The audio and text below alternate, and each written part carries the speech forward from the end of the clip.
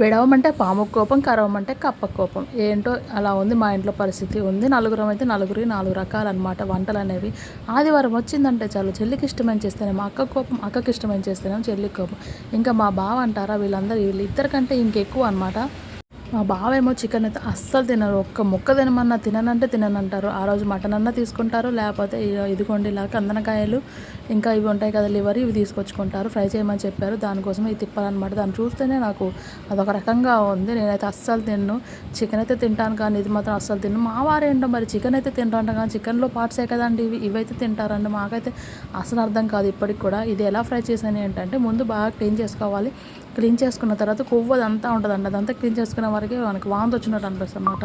అందుకని నేను మా బావకి ఇచ్చేసి క్లీన్ చేయమని చెప్పేసాను. ఆయనే క్లీన్ చేసి కోసి పెట్టారు పక్కన చిన్న చిన్నగా. ఇంకా నేనైతే ఇలాగ ఫ్రై చేసుకున్నాను. ఉల్లిపాయలు వేసుకొని ఉల్లిపాయల తర్వాత ఉప్పు, కారం, పసుపు, అల్లం వెల్లిగడ్డ పేస్ట్, గరం మసాలా వేసుకోవటం.